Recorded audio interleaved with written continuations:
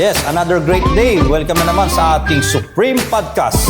And napakaganda na ating bisita ngayon at maganda ang kanyang i-share sa kanyang journey sa ating business. So, dati po siyang OFW and I'm sure sa mga kababayan natin OFW, makaka-relate kayo sa kanyang kwento. So, please welcome Coach Beards Bargayo. Yes, Hi, Coach Beards. hello Coach. Magandang gabi po. Yeah, magandang gabi. So, huwag natin patagalin kasi limitado lang oras natin dito Yes, sa ating podcast. And may mga questions tayo dito kung saan yung kwento mo, yung story mo, yung may share mo, makaka-relate sa ating mga viewers. Yes. So, sino ba si Coach Beards bago ka ma-involve sa ating community, Supreme? Yes, Coach. Ako'y probinsyana from Negros. So, kalahating Bisaya, kalahating Ilongga. Ayan. So, sa probinsya, Coach, mahirap talaga buhay. Kaya nangarap po talaga ako na umasenso. So, nga lang, kailangang magsipag sa buhay. Kaya nakarating ako ng Cebu, nakarating ako ng sa Maynila para magtrabaho, Coach. Kasi nga, sabi ko sa sarili ko, ayokong tumagal or ayokong tumanda na walang nagbabago sa buhay ko. At gusto kong matulungan yung magulang ko, especially yung mga kids ko. Kaya nga lang, nung nagtrabaho na ako sa iba't ibang lugar, wala pa ring pagbabago. Ano yung mga naging trabaho mo doon? Naging sales lady, naging katulong din po ako, naging sales lady, ayan. So naging kung saan-saan na na-assign para doon sa duty ko na yon. Pero kahit ilang years kong pagtatrabaho, halos wala pa rin talagang pagbabago. Kaya parang ang pinaka-nakita kong solusyon sa kahirapan is mag-abroad. Yung parang sabi ko sa sarili ko, pag nag-abroad ako, siguro dito na aasenso buhay ko, dito ko matutupad yung pangarap ko para sa pamilya ko. Kaya kahit na challenge nung nag-abroad ako, Coach, kasi hindi ako physically fit. Abroad? Anong bansa ito? Lebanon, Coach. Lebanon. Yes. Kahit hindi ako physically fit that time, pero pinilit ko kasi sabi Bakit? Anong physically fit? Meron akong sakit.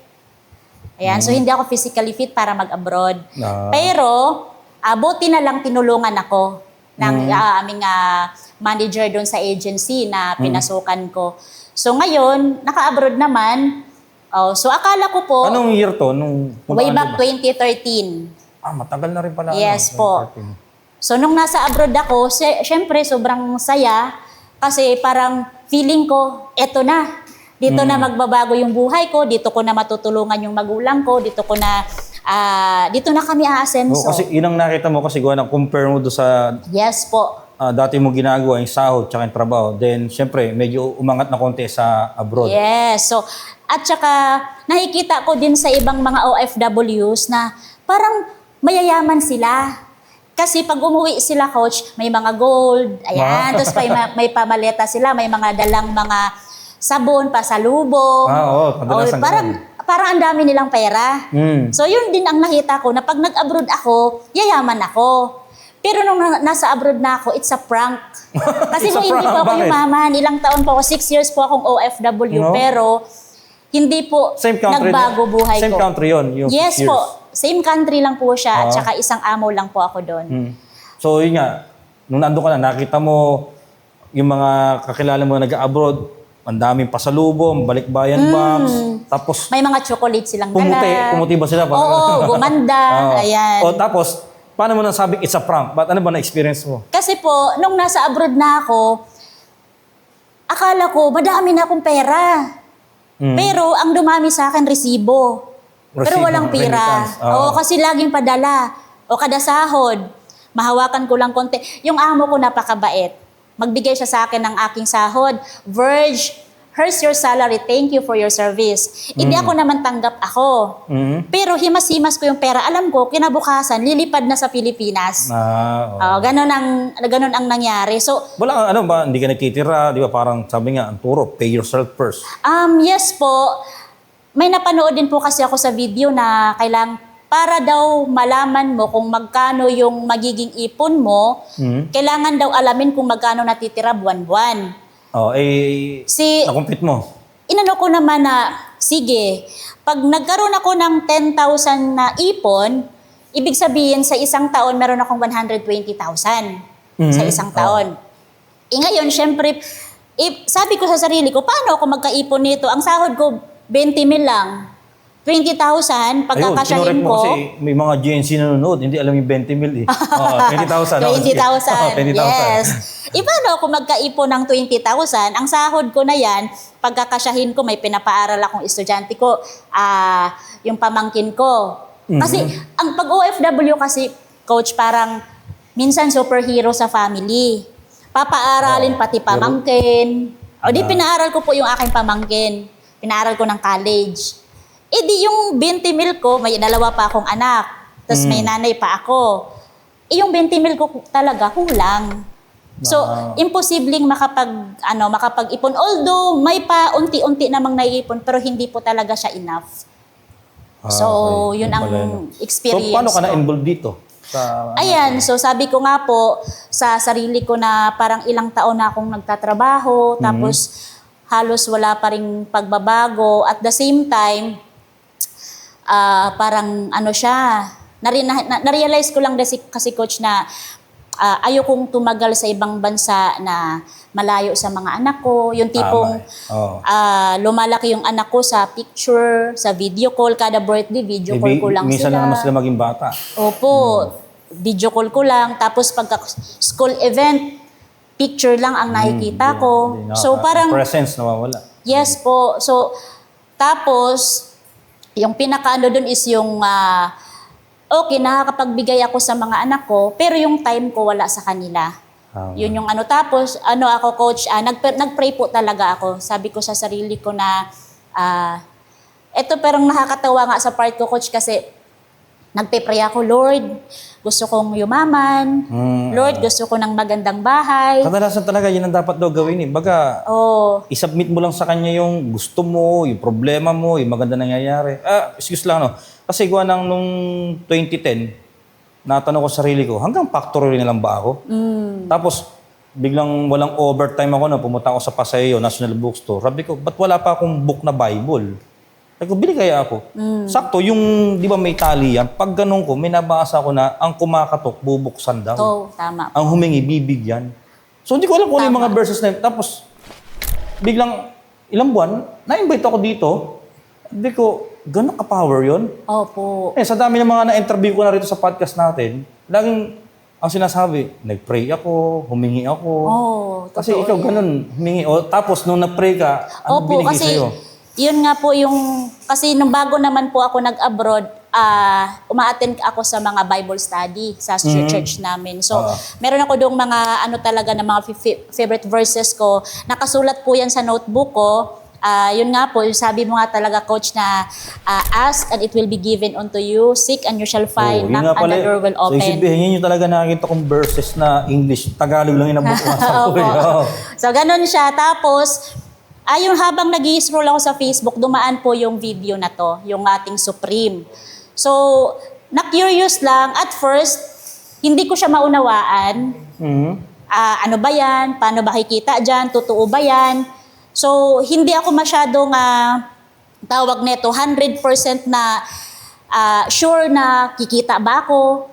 Pero, nag-try po ako kahit hindi po ako or hindi ko alam kung ano ba talaga yan.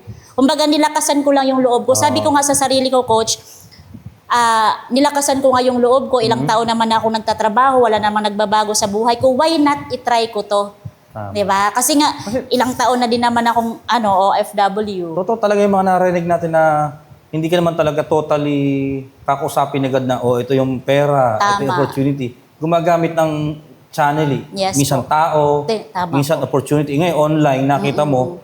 So, nagtiwala ka doon? Yes. Kahit hindi ko kilala yung taong nakapag-ano sa akin, nakausap ko. Kasi nga, since online lang siya, paano chat yun? lang po kami. Di ba, siyempre, opportunity, business, may ilalabas na pera.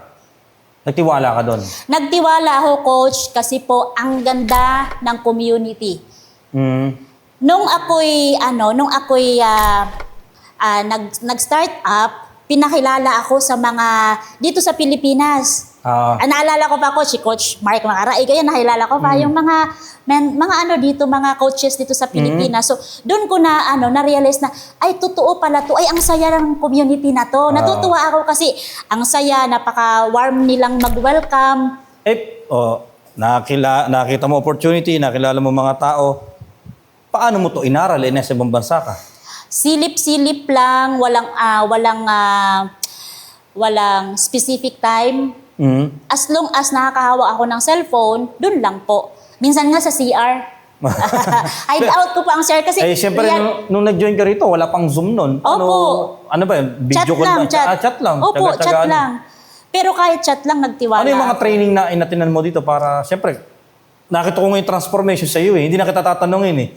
Di ba? Yung coach, it reflect na eh. Sabi nga, yung inner image, outer image is the reflection of inner image. So, yan ang aurahan mo ngayon, yan ang image mo ngayon. I do believe may transformation nangyari. Anong training yung nakatulong sa'yo dito?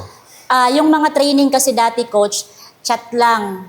Chinaga ko lang talagang magbasa. Naalala ko pa si Coach Ange, ang speaker dati. Kay haba-haba ng mga sinisend na mga training sa inbox. Pero chinaga ko pong basahin yun. Kasi sabi ko sa sarili ko, hindi ko alam to, wala akong idea, pero lahat ng bagay kayang matutunan. Basta willing lang po talaga. O kahit nasa CR, coach, kaya nga, ang mga OFW, yung hideout namin, CR. CR. O, totoo po yan. Kasi doon kami minsan nagdudot-dot, nagre-reply. Kasi hindi nakikita ni amo. Opo, ganun po yun. So talagang tsinaga mo yung mga ganung pag-aaral. Bukod Yes, doon, ano coach. pa yung mga binigay na sistema? Isa sa pinakagusto ko talaga yung ating Supreme Entrepreneur Academy. Napakaganda po kasi ng mga trainings, tapos yung mga speakers bureau po doon, all out po silang nagtuturo. Ano ba yun? Tungkol ba siya saan? Sa products ba yan o personality development? Personal development. Oo, napaka-importante kasi talaga yan eh. Kumbaga, Yes, bago mo mapalaki ang income mo o mabago mo income mo, kailangan talaga may babaguhin ka muna Yes, sa tama sarili mo. po. So, ito pa yung mga questions eh. Ano yung mga hindi mo makakalimutang experience bago mo nakuha yung results? Kasi kaya kita invite dito, di ba? Sa mga hindi po nakakaalam, ang ating guest, yan po ay Millionaires Club na, car achiever at top 500 ng ating company and going to be a global ambassador. Almost ilang points na lang eh. So, di ka libre. So, ako na nagkwento kasi para ako excited kasi sa results niya eh. So, ano ba yung mga pinagdaanan mo bago mo siya nakuha? Chinaga ko siyang aralin. Kahit ang trabaho kasi, coach, ang tapos ng work ko 11 p.m., 12 midnight. Yun ang tapos ng work Pero ko. start ng trabaho? Ang gising ko po, 4:45 a.m. kasi exact 5 a.m. gising na yung amo kong lalaki. So, kailangan ko mag-prepare ng kape. Ganun pala yun. Opo. So, kailangan pagka labas niya sa kwarto, andyan na yung kape niya. Kasi naka-alarm. Alas 5, nandyan na po Ilan ang yan. oras ang tulog mo nun? 12, 1, 2, 3, 4, 5 hours lang. Opo, ganyan lang. Kaya nga coach, minsan, ito naranasan ko po na umidlip sa CR.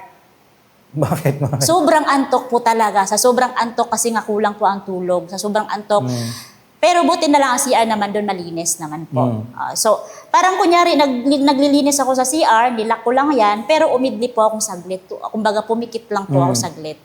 Para... Yan yung parang transition mo muna na parang before ka maging entrepreneur. Kasi ang transition kasi from being employee, kasi although nasa ibang bansa po siya, o kahit po kayo po nasa ibang bansa, hindi naman hindi pa naman kagad nakapag-business. Kadalasan talaga empleyado pa eh.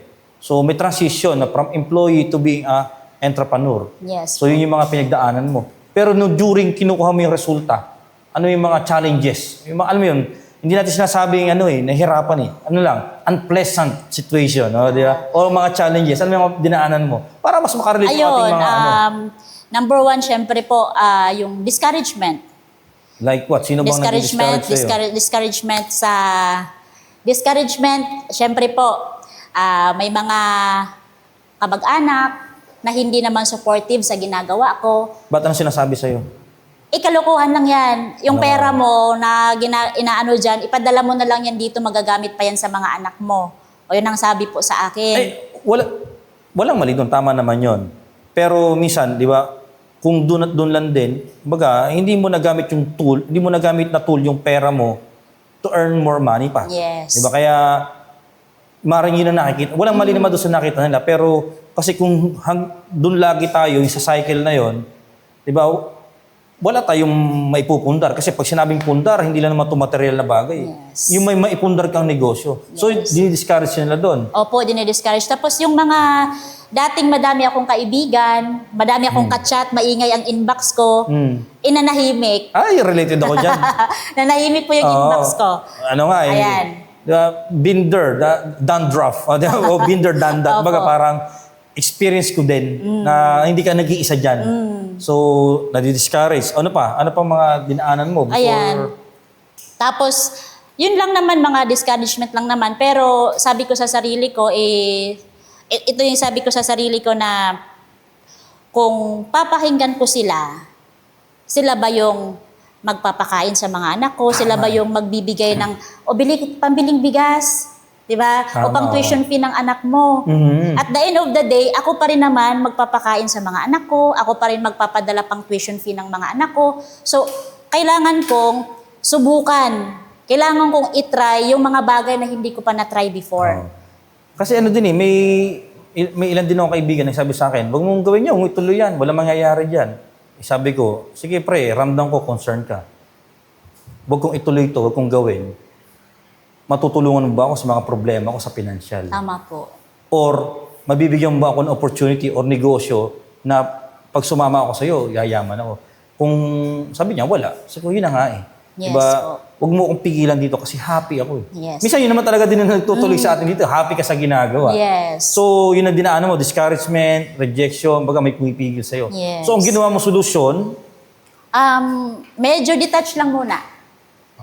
given muna, panandalian. Oo, panandalian. Hindi naman Hindi ka man nagputol ng tali. hindi naman po. Oo. So, kumbaga, nung time na yon, medyo ayaw pa nila akong kausapin.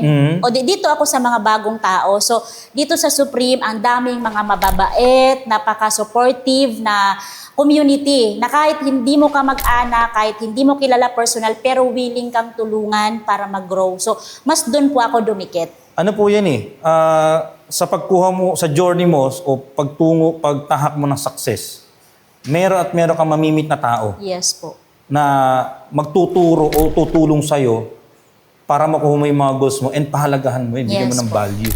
Kasi gawa ng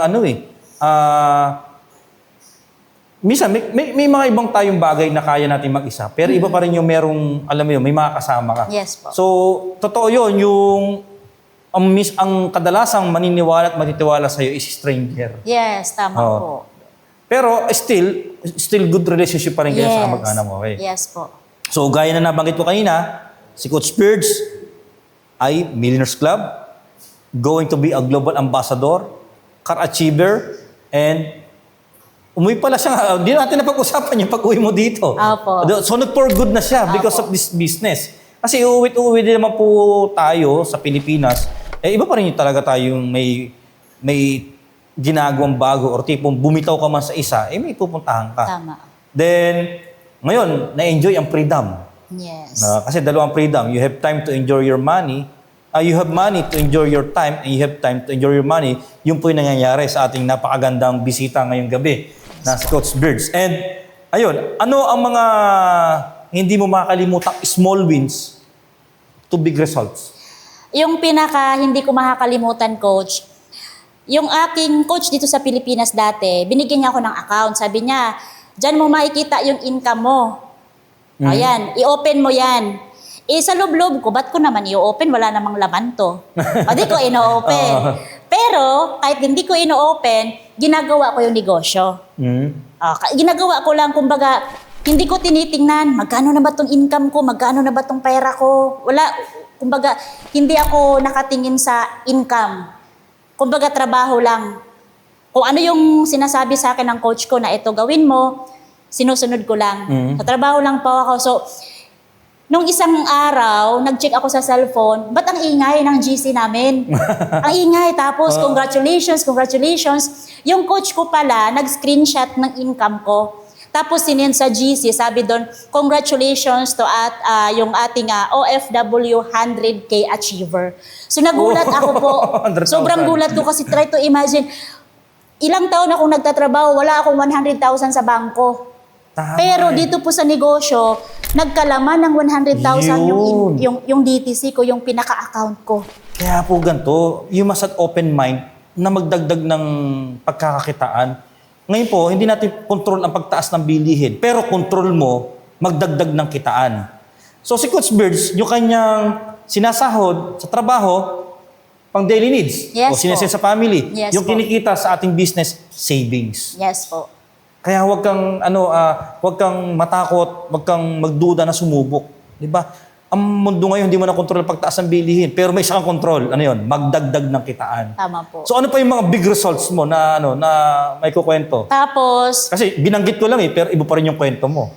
tapos nung time na yun, coach, nung hindi ko pa kinita yung yung 100K na yon, nagpray ako, Lord, kahit bigyan mo lang po ako ng 100,000, 1 year, magfo-for good na po ako. So, parang nagpray lang ako kay God, 100,000. Pero, napaka-faithful ni God, napakabait niya. Kasi ika nga, pagka tayo yung tumatrabaho lang, ika nga, may nabasa din po kasi ako na do not count your effort and you will be surprised of your result. Doon ako na-amaze kasi after 1 year, yung 100,000 na hiningi ko kay God, 300,000 ang binigay niya sa akin. Kasi 300,000 yung naging laman ng account ko.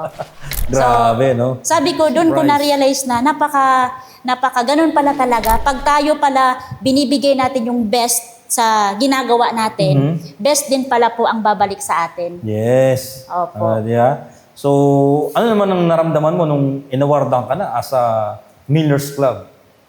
Ano po, parang yung pagiging Millionaires Club, coach, ano yan, dati, nung sa abroad pa ako, nakikita ko sa mga picture, dyan sa Facebook.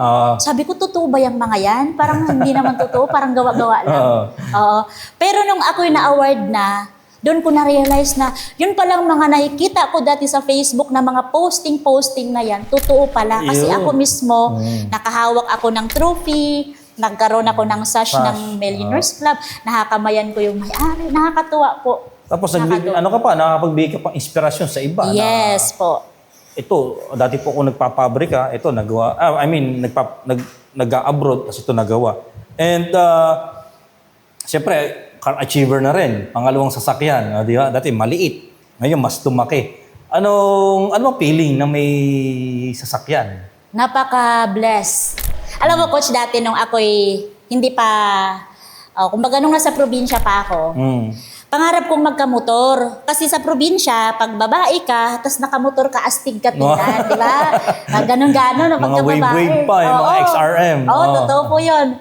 Tapos yung kuya ko, may motor siya, di lang ako pinapagamit. Kasi nga, baka daw magasgas yung motor, ganyan. Kaya sabi ko, pag ako talaga yumaman, bibili ako sasakyan. Parang ganon yung naging ko.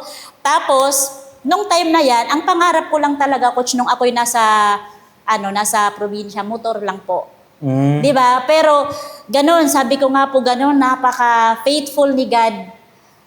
Sabi nga po na, pray lang talaga. Hingiin mo lang yung mga bagay na gusto mo. Kasi, pagka hiningi po natin, may nabasa din po kasi akong quote Bible verse, whatever things you ask in prayer, believing you will receive. So, ibig sabihin, yung mga bagay pala, coach, na tawag na to, mga gusto po natin, na pinagpipray po natin, papaniwalaan po natin. Okay. So, yun, kumbaga, nung time na yun, napaka-faithful ni God na yung hiningi kong motor, ang binigay niya sa akin, sasakyan. At hindi lang po isa, dalawang sasakyan po. Ipasok ko lang yung kaya ang dream mo dati yung motor, kasi yun ang nakita mo sa paligid Yes, yun ang nakikita ko. Ngayon, lumabas ka ng box. Nakita mo, nakasama mo mga may sasakyan. Yes. Kaya pinangarap mo, may sasakyan. Kaya mahalaga po yung yung circle of friends mo. Yes po. Mahalaga po yun. Kaya pag may kasama kang kumikita ng malaki, alam mo yun, mahahawa kayo, madadami. Kasi yung mentalidad, yung awareness, yung nagbubukas ng new horizon para may makita kang bago na, pwede pala akong mangarap ng malaki. Hindi lang pala ako pang loob ng barangay, hindi lang pala ako pang Iloilo, tama? Hindi lang pala pang Iloilo. Negros. Hindi lang pala ako pang Negros na pwede pala akong magkasasakyan. Ibibigay pala ng ganitong klaseng negosyo. Di ba? Opo. So, sa ngayon, ang nakikita ko, ang dami mong natutulungan mga nasa ibang bansa, mga OFW din. Yes po. So,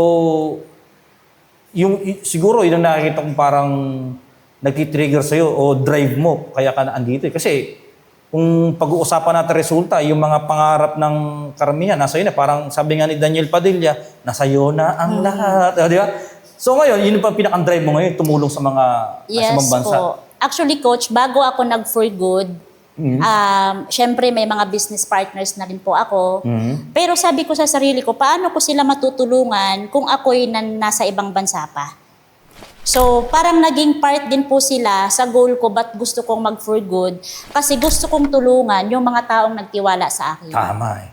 Kaya naging part din po Kasi yun hindi biro yung ginawa nilang pag-i-invest. Yes po. Kasi gaya na Naglabas sinabi ng mo, pera. yung sahod ko po, ubos-ubos para sa daily needs. Kaya talagang kami po, puspusang magturo, tumulong sa mga nasa OFW o nasa ibang bansa. Dahil alam namin talagang pinigaan nyo sarili nyo para maka-invest dito eh. Tama. Kaya, sorry kung nakukulit lang kayo sa amin at kayo aming turuan kasi binibigyan po namin ng value yung pera nilabas mo at Tama yung po. value na binigay mo tiwala sa amin, tiwala doon sa nag-join. Tama po. Ayun. So, ayun, limitado lang kasi oras natin eh. Coach. Di ba? So, ano naman ang mga message mo sa mga nangangarap at mga, alam mo yun, mga kapwa natin, mga kababayan natin na sa ibang bansa? Yes po. So, sa lahat ng ating OFWs o mga kapwa ko OFW, so ito lang yung kasi relate ako dito eh. Have faith sa sarili. So parang gas-gas na yung word na tiwala sa sarili, Coach. Pero number 1 po talaga is kailangan mong pagkatiwalaan sarili mo. Kasi kung walang maniniwala sa'yo, hindi naniniwala sa'yo pamilya mo, hindi naniniwala sa'yo kaibigan mo, at kung ikaw hindi ka pa maniniwala sa sarili mo, sino na lang? Tama. So, kailangan paniwalaan mo sarili mo na kaya mo din. Kasi yun lang din po talaga ang ginawa ko sa sarili ko, Coach. Nung ako'y nagsisimula, nasabi ko sa sarili ko, lahat tayo pares na anak ng Diyos, may kanya-kanya tayong potential na binigay po sa atin, may kanya-kanyang skills at talento. So, bawat isa po sa atin, binigyan ng pagkakataon. So, ngayon, yung galing, yung talino, yung skills natin, saan po natin ilalagay?